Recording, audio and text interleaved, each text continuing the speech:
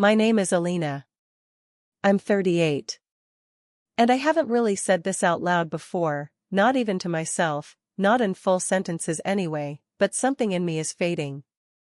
Quietly, like steam on a mirror after a hot shower. It's still warm for a moment, still foggy, still there, until it isn't. It's been 6 days since that afternoon. The afternoon my nephew, Jordan, walked into the kitchen while I was still wet from the garden hose, dripping down the back of my calves and soaking through my thin cotton shirt. He saw me. Our eyes met. He said nothing. Not "Hey, you're soaked." Not "Need a towel?" Not even a smirk. Just nothing. It should have been funny, maybe even awkward. But instead, it felt like standing in the middle of a stage where the audience forgot to show up. I'd been married to Theo for 11 years. 11 long, fast, beautiful, dry years. I say that because it started wet, figuratively. I used to feel him before he touched me. His breath behind my ear in the kitchen. His palm skimming the small of my back when I bent to get wine glasses. His laugh, low, intimate, when I said something just slightly inappropriate in public. We were us. I was me. And now, I don't know who I am when I'm alone, or worse, when I'm with him. The distance didn't happen in a storm. It came like a draft under a door you keep forgetting to fix. A missed kiss here. A hug that lasted just long enough to seem polite. His hand brushing mine, but not holding it. Last Thursday, I reached out to him in bed, just reflex, not even fully awake, and he flinched. Or maybe I flinched first. I honestly don't remember. He rolled over. I stared at the ceiling fan. Even our fights are quieter now. No raised voices. Just missing words. Conversations feel like unpaid bills, necessary, mundane, cold. 2 months ago, I tried to kiss him while he was loading the dishwasher. A soft kiss behind his ear, just like I used to do. His favorite spot. He smiled, sort of, and said, "Careful, I just touched raw chicken." Then he wiped his hands and walked away. That was it. That was my cue to stop trying. But even then, I wasn't sure. Maybe we were just tired. Maybe work was too much. Maybe I was overthinking it like I always do. But then came the moment. The one that snapped the thread I didn't realize I'd been hanging by. I was in the backyard, hosing down the patio furniture after a dust storm. I'd gotten caught in it, my sundress sticking to my body, the hose kicking back and soaking me more than the cushions. I was laughing, honestly laughing, for the first time in days. I felt good. Light. Like me, again. Then Jordan came in through the gate. My sister's kid, 20, maybe 21 now? He's living with us for the summer while he interns downtown. He looked at me. Head to toe. I was dripping, hair plastered to my neck, water glistening down my legs. And he just walked past me. Said nothing. Not a word. Not even a raised brow. I watched the door swing shut behind him and stood there dripping on the concrete, wondering, when did I become invisible? Because it wasn't about Jordan. Not really. It was about realizing that I could be standing half naked, water shining on my skin like something out of a movie, and still, no one would see me. Not even the person I used to matter most to. That night, Theo came home late. He kissed my forehead instead of my mouth. I asked how his day was. He said, "Fine," and turned on the game. I stood in the kitchen, hands still damp from washing dishes, and whispered to myself, "It's gone, isn't it?" That was the moment. Not dramatic. Not tragic. Just final. I haven't told him yet. But I think I've already started leaving. Theo's a high school history teacher. The kind students actually remember after they graduate. The kind that knows obscure Civil War trivia and always smells like chalk dust and black coffee. When we met, that intensity of his, all facts and purpose and slow-burning warmth, was intoxicating. He used to trace the curves of my shoulders while reciting historical dates like poetry.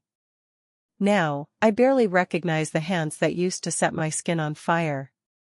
It was a Tuesday when the misunderstanding happened. A small one. Maybe even a stupid one. But that's how these things work, don't they? Love doesn't end in grand explosions. It erodes. Like wind on stone, slow, constant, silent.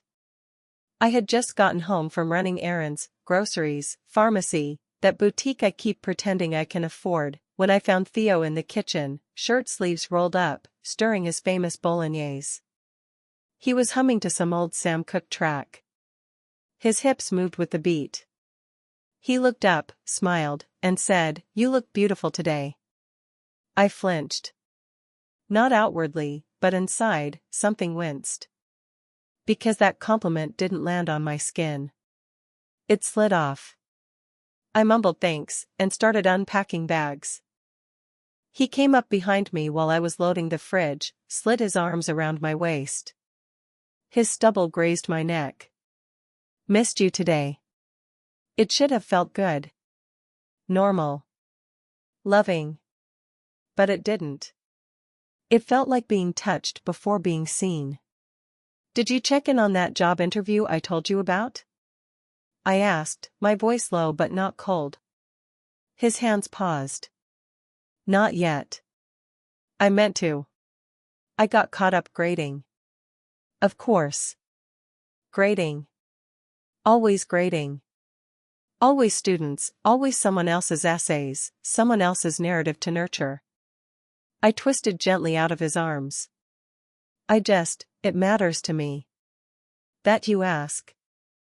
I did ask, Alina. Last week. One time. It was one time, Theo. He blinked. Hurt flickered across his face, and I hated how that made me feel, like I'd slapped a puppy. "You're making this into something it's not," he said, stepping back. "I'm here. I cook for you. I kiss you every night. What more do you want?" That was the moment. The crack widening. "I want to feel like you know me. Like you see me when I talk. Not just, touch me like a checkbox." Silence ballooned between us. "I'm trying, Alina." His voice was quiet. "I don't know what else to do." I looked at him, really looked. His hair was a little grayer than it used to be. His shoulders a little more hunched. He was trying. In his way. But it wasn't my way. See, Theo speaks love through touch. Through acts. He fills my gas tank when it's low. Brings me tea when I'm reading. Slides his hand onto the small of my back when we walk past strangers. But I speak love in questions. In long, tangled conversations. In remembering the name of the woman who interviewed me, or how anxious I get in crowded grocery stores. And in that moment, standing across from him, surrounded by bags of vegetables and unopened pasta sauce, I realized we were speaking two different languages. Later that night, he reached for me in bed. Soft, tentative. His fingers tracing my hip. I turned to him. Kissed him. Let my lips rest on his like I used to. But even then, even in that moment of physical closeness, I felt a kind of loneliness I couldn't name. Because I wanted him. I did. But I wanted him after knowing he had been listening. After sharing something real. I needed connection before craving. He needed craving before connection. And neither of us knew how to say that out loud. So instead, we touched each other in the dark. Quietly. Politely. Afterward, I laid on my side, his hand on my waist, his breath already deepening into sleep. And I thought, maybe love isn't about trying harder. Maybe it's about trying differently. Saturday morning used to be sacred. Pancakes. Jazz. Bare feet on cold kitchen tiles. Theo would hum something half-remembered while I leaned against the counter, sipping coffee in his oversized hoodie. But this morning, I sat at the table scrolling my phone, deliberately ignoring the way his fingers were brushing too long against the small of my back every time he passed behind me. I wasn't mad at him. But I wasn't not mad either. "Coffee?" he asked, already pouring it without waiting for my answer. "Sure," I said, glancing up briefly. He kissed the top of my head as he set the mug down. My body stiffened. Just slightly. He noticed. I saw it in the pause of his hand on my shoulder, in the way he stepped back half a second too fast. Theo didn't say anything. He just grabbed the eggs from the fridge and started cracking them into the pan with more force than necessary. I hated myself in that moment. Hated how reflexively I pulled away, how even a loving gesture felt like pressure. Like obligation. Like the beginning of something I wasn't ready for. He tried again later. We were folding laundry in the bedroom, something stupidly domestic that should have felt like connection. My shirt was inside out, and when I reached for it, he stepped behind me and slid his arms around my waist. He rested his chin on my shoulder. "You smell like lavender." I exhaled, forcing a smile. "It's the dryer sheets." He laughed against my neck, low and warm. His hands moved to my hips. Familiar, rhythmic. He pressed into me. A suggestion. A routine. I froze. Not visibly, not enough for him to feel it, I think. But inside, I felt like a deer caught in a moment I didn't want to run from, but couldn't fully surrender to either. I leaned away, casually, under the pretense of reaching for socks. "Let's finish this first," I said, too lightly. "Right," he said, stepping back. His voice didn't hide the confusion. Or the hurt. And still, I folded. I folded a pair of his boxers like it was the most urgent task in the world. Why couldn't I just want him? Why did it feel like every touch came with an invisible question I didn't know how to answer?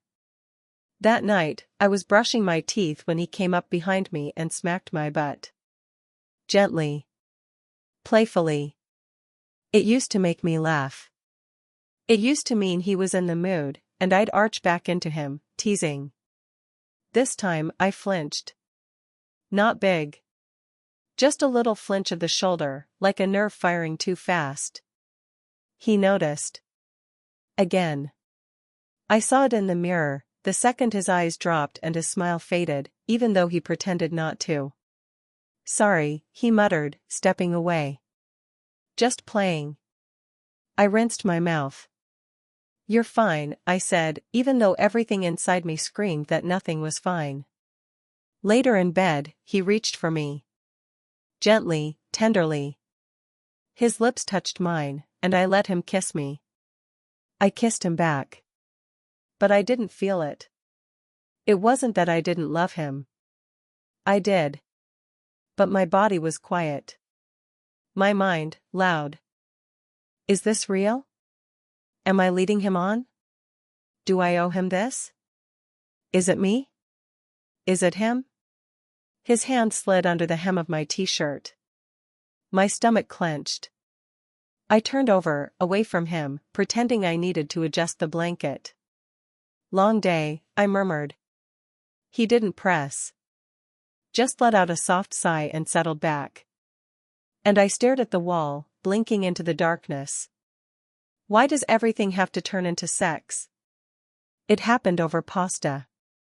Not some metaphorical pasta, I mean literal, flour-dusted, hand-rolled tagliatelle. Theo had taken a cooking class 2 years ago, back when we were trying to reconnect, and he still pulled it out now and then as a romantic gesture. Candles. Wine.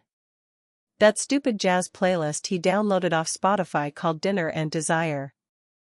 I sat across from him, chewing slowly, watching the soft flicker of light bounce off his cheekbones. It should have felt intimate. It should have felt special.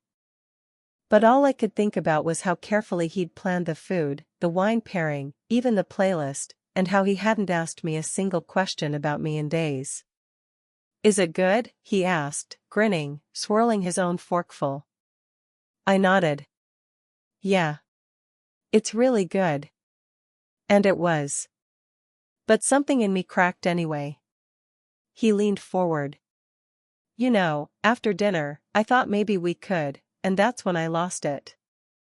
I don't even know what part of that sentence set me off. Maybe the implication. Maybe the way he said it with that soft bedroom tone, like he'd already decided how the night would end. I slammed my fork down. Hard enough to startle both of us. "Can you just not?" I snapped. Theo froze. "What? Can you not turn every quiet moment into foreplay? Every dinner into a build-up? God, I can't even eat a plate of pasta without feeling like I'm being prepared for sex." His face twisted, confused and hurt. I was just suggesting we spend time together. I thought that's what this was. This? I gestured to the candles, the soft jazz, the perfectly plated meal. "This is a performance, Theo. You're playing a part, and I'm supposed to smile and reward you for it." "I'm trying, Alina," he said, voice rising now. "I made dinner, I set the mood, I've been patient. I thought we were finally getting somewhere again." "Getting where?" My voice cracked, not from volume, but emotion. "To the point where I fake enthusiasm just to make you feel wanted?" Silence. He stared at me, fork still in hand, eyes wide with disbelief. "I didn't mean that," I said immediately, voice lower, guilt rushing in like floodwater. "Not like that." You do fake it?" he asked, softly now. Quiet devastation. "That's always worse than yelling." I shook my head, then nodded, then covered my face with both hands. I didn't even know what I meant anymore. My throat tightened and suddenly I was crying, ugly, unstoppable tears that made breathing feel like a chore. "I don't know how to feel close to you anymore," I whispered. "I want to. I miss wanting to. But it's like every time you touch me, I panic. And then I hate myself for it. And then I hate you for making me feel like I owe you something." "I never said you owed me anything." "No, you never say it," I choked out, "but it's there, Theo. In every kiss that starts before we talk. In every back rub that ends at my waistband. In every dinner like this where I'm supposed to be grateful and warm and open, and all I feel is pressure." He pushed his chair back. Slowly. Like he was afraid I might break if he moved too fast. "I don't know what to do anymore," he said. "I'm trying so damn hard and it's never the right thing." I stared at the table. At the candles. At the plate of tagliatelle cooling in front of me. That's when I said it. "You know Jordan saw me soaking wet in the backyard last week?" I was laughing, drenched, sundress clinging to me. "And he just walked past me like I was part of the furniture. Didn't say a word." Theo blinked. "Your nephew?" "Yes." And I know that sounds stupid, but that moment, it hit me. That I could be half naked, soaking wet, and still completely invisible. Silence again. And then Theo whispered, "You think I don't see you?" I didn't answer. Because I didn't know how to explain that I wanted to be seen. Not just looked at. Not just desired. Known. Later, after he went to the couch without a word, I sat on the floor of the bathroom with my knees tucked into my chest, mascara bleeding into the collar of my sweatshirt. Guilt. Shame. Sadness. Relief. It all blurred together. Why does everything have to turn into sex? And maybe more than that, why can't I let myself be loved without feeling like I'm being used? It's been 16 days since the pasta. since I cried at the table and Theo slept on the couch without asking if he should. He stayed there for 4 nights. Now, he sleeps back in our bed, but on the edge, like he's afraid of trespassing into my space. Like the mattress itself drew a fault line. We still talk. Technically. Groceries came. Trash goes out tomorrow. You need the car this afternoon? Functional. Polite. The same way strangers speak in elevators. I miss him. And I hate that I miss him. Because when I do, when I reach for the memory of how he used to whisper into my neck or tell me I made his coffee taste better just by drinking it, I also remember how lonely I felt lying beside him with his hand on my thigh, wishing it meant something else. But the truth is, I do miss him. Not the version of him who touched me because it was the next step in a dance we forgot how to lead, but the version who used to listen without fixing, who used to make me laugh without trying to turn the moment into something else. And I see him struggling now. I see it in the way he sighs too often. In the dark circles under his eyes. I see it in how he avoids even brushing against me, like he's terrified of getting it wrong again. I watch him some mornings, sitting in his classroom clothes with one sock still missing, staring blankly at the floor like he's halfway between leaving and disappearing. He's hurting, too. And it's not all his fault. I know I've pushed him away, not just physically, but emotionally. I built walls he can't see over. I've shut down when he was trying. I've curled up in my own resentment like it's a blanket I don't know how to let go of. A few nights ago, I heard him on the phone with his friend Greg, saying, "She doesn't want me to touch her. I don't think she wants me at all anymore." Then a pause. Then, I don't even know if she loves me like she used to. I stood on the other side of the hallway wall, hand pressed against the paint, wondering when he stopped being wrong and started being right. The worst part is, I do still love him. But it's buried. Under years of silent moments, unmet needs, and words we never learned how to say out loud. This morning, I made him coffee before he got up. I even added that cinnamon he always forgets we have. When I handed it to him, our fingers brushed. He looked up, surprised. Then grateful. But he didn't smile. Just nodded. It was such a small moment. But my heart twisted anyway. Maybe we're both waiting for the other to make the first real move. Or maybe we've both forgotten how. Tonight, I stood in the bathroom again, the same spot where I cried 2 weeks ago. My reflection looked older. Not sad. Just tired. And I asked myself, not out loud but deep in my chest, do I try again?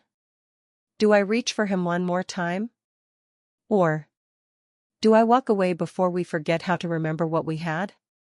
I don't have the answer yet. But I know this, I can't keep standing still in the middle of something that's already fading.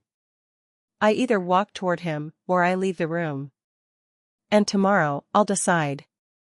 I didn't plan what I was going to say. I just walked into the living room, barefoot, hair still damp from the shower. Theo was on the couch grading papers, a blanket tucked over his lap like a barrier. He looked up, guarded. I was thinking, I started, voice small, maybe tomorrow we could go to the lake.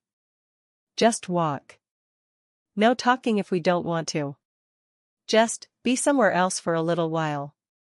His pen hovered over a paper for a second too long before he set it down. You want me to come? He asked. Not suspicious, just surprised. I nodded. I don't know what's next for us, I said. But I don't want this to be how we live.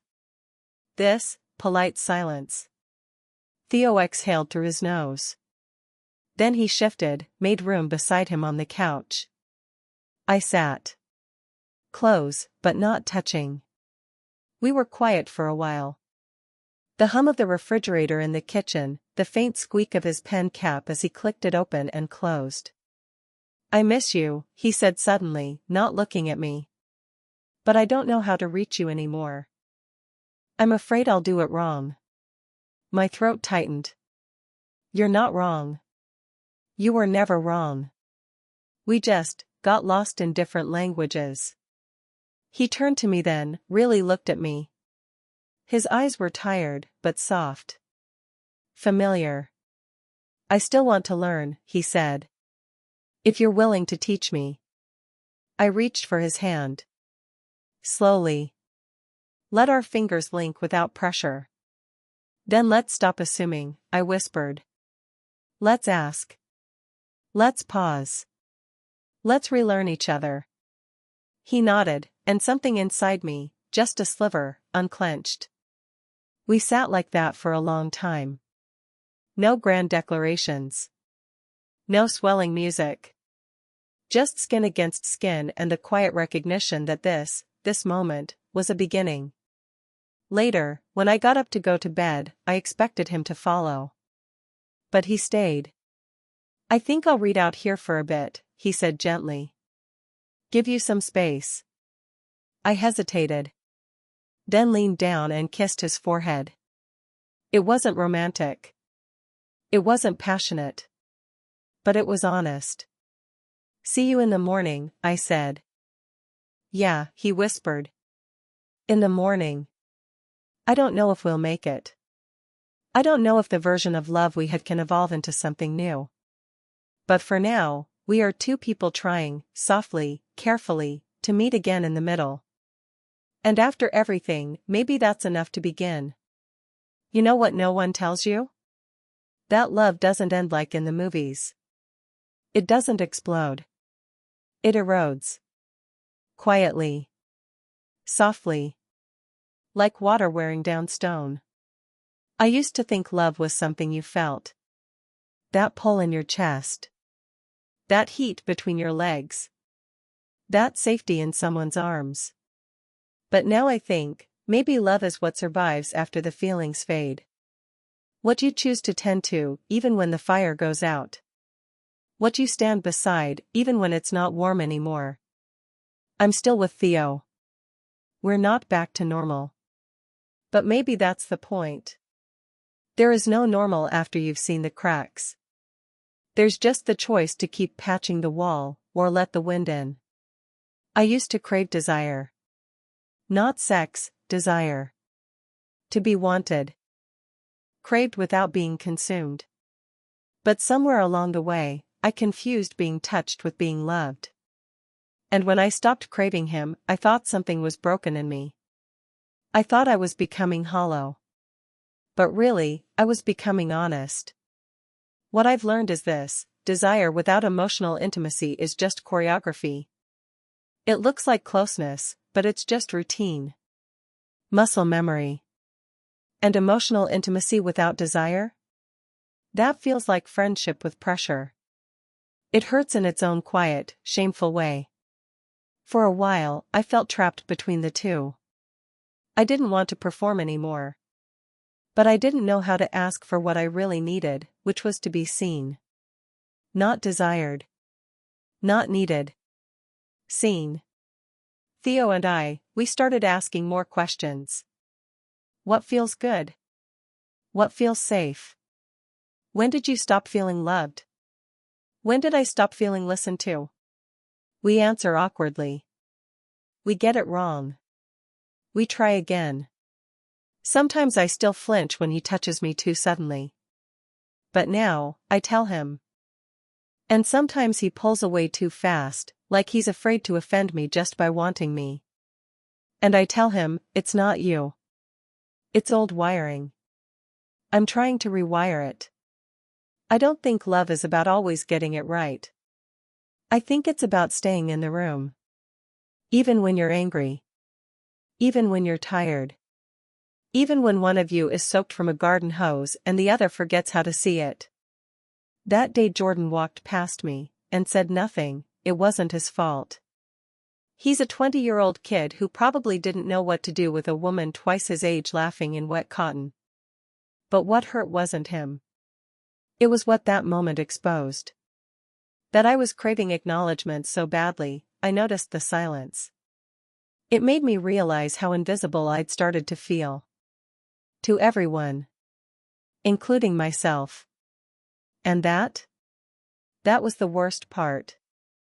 I had stopped seeing me. Stopped tending to the parts of myself that made me feel alive. Not because Theo neglected me, but because I'd slowly handed over my worth in tiny, invisible pieces. Every time I said I'm fine when I wasn't. Every time I kissed him back when I wanted to cry instead. Every time I flinched and smiled to cover it. Now, I'm learning to hold on to myself again. Not by walking away, but by walking closer, to both of us. And here's the haunting truth no one wants to say out loud: love is not the spark. It's the maintenance. The showing up. The gentle repair. And sometimes, the hardest thing is not deciding whether to stay or go, but deciding to see each other again, and hoping, quietly, courageously, that you'll both still want to stay. So that's where I am now. In the in-between. Not certain, but not numb. Not perfect, but present. And for now, that's enough.